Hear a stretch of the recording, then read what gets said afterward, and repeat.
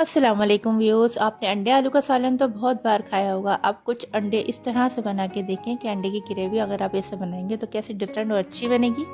चलते हैं रेसिपी की तरफ। आज मैं अपने किचन में बनाने जा रही हूँ अंडों की कतलियों का ग्रेवी। देखिए जी कैसे बनते हैं। हमने सबसे पहले हाफ टी स्पून इसमें ऑयल डाल दिया था, उसमें 2 अदद प्याज पीस ली थी, वो डाल दी है। इसको फ्राई कर लेंगे।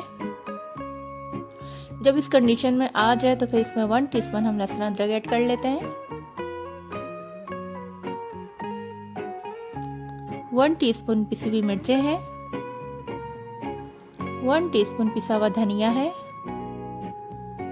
हाफ टी स्पून सॉल्ट है, नमक अगर आप अपने हिसाब से डाल दीजिए जितना आप खाते हैं। मसालों को कच्चापन दूर करके जब ऑयल ऊपर आ जाए तो फिर हम पिसी हुआ टमाटर डाल देंगे। ये 3 अदद टमाटर हैं जिसको हमने पीस लिया था।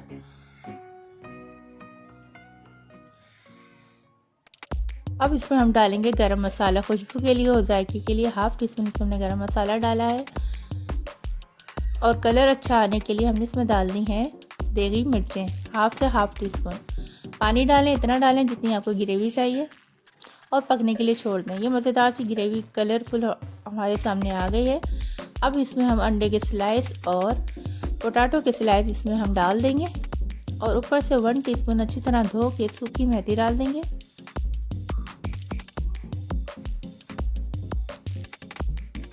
रेसिपी अच्छी लगे तो लाइक शेयर सब्सक्राइब करना नहीं भूलिएगा। अब इसके ऊपर हरा धनिया डाल के अच्छे से गार्निश कर देंगे।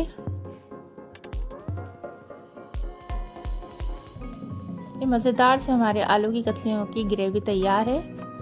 इसको आप नान के साथ, पराठे के साथ या चपाती के साथ, किसी के साथ भी खाना चाहें तो आप इसको खा सकते हैं। इसको हम 5 मिनट के लिए ढक देंगे और ये हमारी मज़ेदार सी ग्रेवी तैयार है। रेसिपी अच्छी लगे तो लाइक शेयर सब्सक्राइब करना नहीं भूलिएगा। अपना बहुत सा ख्याल रखिएगा। मिलते हैं नेक्स्ट रेसिपी में। जब तक के लिए अल्लाह हाफिज़, फ़ी अमान अल्लाह।